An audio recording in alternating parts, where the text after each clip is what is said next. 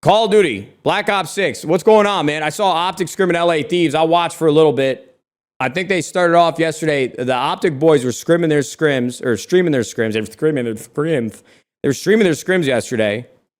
Bro, I think there was like 50,000 people that used to live here. Now it's a ghost town. Pussies. There was 50,000 people, I think, watching these scrims between all the players. Scump watch partying it. Zuma was watch partying it. Bro, it was like we were watching a goddamn major. OpTic scrimmed LA Thieves and then FaZe. And I saw us lose Vault Hardpoint. Didn't watch another map, bro. I swear to God. I'm like, Jesus, I can't watch this right now. But I think we ended up, what was the map count for LA Thieves Hardpoints? Because I think I saw that they chalked the controls. Was it 3-2? Okay. What happened with OpTic and FaZe? OpTic beat FaZe 4-1 map count and hardpoints, or what the hell just happened there? They won 7-1 map count? I might need to go back and watch some of these maps, bro. Dead ass. How does that... Man, Call of Duty sometimes I forget that... I mean, obviously we know, like, OpTic is capable of being good. They have the talent on the team. You know, obviously they're moving the roster around a little bit here and there. We got Hook and Skies. But, like, sometimes I forget that any of these teams with the right talent on any given day can beat each other. It's not like, I mean, FaZe winning 2 events back-to-back, and if we count EWC, first team since like the OpTic Dynasty to go back-to-back-to-back, I was a part of one of those, dude. I'm never going to let anybody forget that, by the way. I did win back-to-back-to-back in my lifetime. But the better version of the Dynasty. So, clearly a massive achievement, bro. I mean, FaZe, they basically walked off that grand finals versus Surge at Major 2, no problem. But, you know, some promise there from OpTic. I'm just hoping our boys on LA Thieves, I know OpTic is the hype. Everybody wants to talk about it, but I'm hoping that we can catch some momentum going into Major 3. I need it, dude. I need it. I need one event win at a minimum this year, bro. And I know they want it bad too, bro. I want it real bad. I'm praying to God, dude. We need one at minimum, right? But I think we have like 4 events in the next 4 months, so we don't have to wait too long to go and see it. I just think our team needs to get going early in the tournament. Wherever they end up at the next major, whether that's winner's bracket or loser's bracket. I mean, if we went 7-0 online when we're comfortable, bro, at our setups, I think we should start winner's bracket. Whoever we end up playing at Major 3 in our first match of that event, we just need to win the first hard point, dude. I just think those boys need to catch momentum at the tournament. And to be honest with you, bro, I thought we actually were going to do the same thing that I'm kind of describing going into Saturday playing against Ultra, but they came out and just punched us in the mouth, dude. Joe DeCease was a problem. But we need to get one, bro. I pray to God we get one. Thoughts on Envoy comments on the CDL expansion and challengers? I don't know. I think everybody's kind of blown that out of proportion. It's like Envoy is like one of the nicer kids I've seen come out of the pro scene in the last like 5, 6, 7 years. And I don't know if I necessarily disagree with just the idea of expansion teams. I know they haven't won an event this year, so I'm not trying to put words in their mouth, but do I think there's a lot of talent in challengers that just needs the right opportunity? There's always going to be. I think without a doubt there's always going to be. And I'm not probably the best like scout or judgment of talent, and I definitely don't keep up with the challenger scene.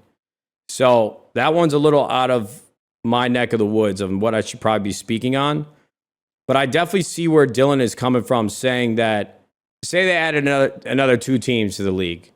And the biggest complaint thus far is from at least a sentiment that I've seen consistently in the CDL, especially in the offseason.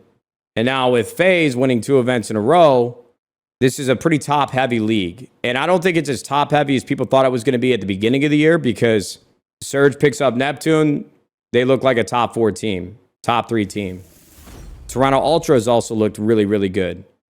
OpTic should be better than they are. Then you have FaZe and LA Thieves. That's like 5 teams right there. But how many teams are in the league right now? 12? What is it? 10? 12? How many teams are in the league? There's 12 teams in the league. All right. Say you added 2 more to get us to 14. I don't know if there is enough talent to make the league less top heavy, if that makes sense. Dude, don't get me wrong, bro. I'm sure there's like, without knowing the challenger scene, I'm sure there's like 5 to 10 players that could be swapped out with somebody on a CDL team now and play decently well. But I don't think expansion or having more teams right now, I don't think having more teams right now is the best course of action. And I haven't put a lot of thought in this, so somebody could sway my opinion. I just think the format is the problem, bro. The fact that a challengers team can't make it on stage to play a professional team, a CDL team, is a problem, right? Because back in our day, like when I was competing, if you were sort of an under-the-radar player, an up-and-coming player, if you went to an MLG event, you could play out of the open bracket. And if you finish top 4 in the open bracket, you move on to the pro bracket or pool play, and you get to play on some of the feature stages or even on main stage. But I just don't know how you fix that format or who's going to take the plunge and do it, or if it's ever going to happen. So I don't know, man. I think people should go easy on Dill because he's been in the league for a long time. He's a world champion. He's won multiple events. And I don't think he's a very egotistical guy. Now, his comments and delivery might have sounded a little too egotistical, but I think Dill is a great kid on and off the game. And one moment of like feeling himself and all that, I don't think is enough to like throw him under the bus. He was T80 as an AM. Yeah. No, I get that argument. It's like this guy fucking Wyndham Clark, dude. This guy Wyndham Clark, he's a professional golfer, has like a breakout year, wins the U.S. Open, I think like 2 years ago, maybe that was last year, 2 years ago, and then he does like this fucking interview, and he's like, there should be less players on the tour, not more. And it's like, yo, motherfucker, you're on the Corn Fair tour for years or something like that. I don't know. Kind of comparable to that, like. Yeah, you can always say, oh, Dill, you were an AM and you were struggling or you weren't placing that well, but he ended up making it there. So, I don't know. If I'm a challengers player, I would use that as fuel, tackling fuel, as motivation, bro. I wouldn't view it as like, hey, fuck you, Envoy. We're really good down here and you don't know what the fuck you're talking about. Just you got to show out. I mean, look at Scrap, bro. He's like a young kid. Like, all of a sudden, he was rookie of the year and he made his presence known very quickly. I don't know. I don't know what the right answers are, but I don't think Dill is like a mean person. I don't think anybody should look into it more than that.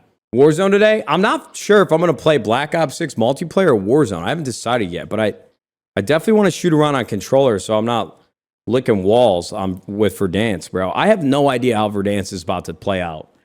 We got 2 days, right? April 3rd. I'm kind of excited about it, man, but I don't want to get my fucking hopes up, dude. I don't want to get my hopes up because of these fucking cheaters and the hacking. I mean, look, if we run into bullshit first day back, we got to take it on the chin, keep moving. I think it's just going to be fun to live in the nostalgia, and I'm curious to see what these movement changes feel like. And I am a really big fan of them increasing the ability to jump quickly or with less. That's all. That's one thing I didn't like. That's one of the few things that I don't like Black Ops 6 in Treyarch, what they did. I don't like the fact that they got rid of like bunny hopping. I like bunny hopping. I think it's a good mechanic in the game. Warzone is down tomorrow for 24 hours, so better play it today.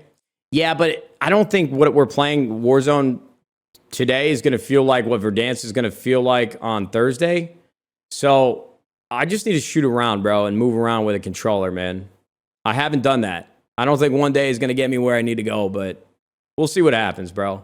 I'm probably just going to keep bullshitting with the boys for a little bit, and then we'll figure it out, dude. I wish they would get rid of Tac Sprint. Yeah, I feel like an episode of the Truman Show, the movie with Jim Carrey, talking about Tac Sprint. I just can't waste my energy on talking about Tac Sprint anymore, dude. I feel like, especially in that fucking subathon, dude. I just feel like we had the same conversation over and over and over and over again. Are the boys scrimming today? I would imagine the boys are scrimming today, but I don't think they're going to stream Scrims. Is OpTic streaming Scrims again today? I mean, we might be able to watch that too. I mean, we probably get some dope from that maybe. I pray that Verdansk is good because if it isn't, I think we need to get back on Val, dude. I'm trying to think of what my next couple months of streaming look like, and the only answer is Valorant, deadass. It's the only thing that I can think of that I could play consistently without losing my mind.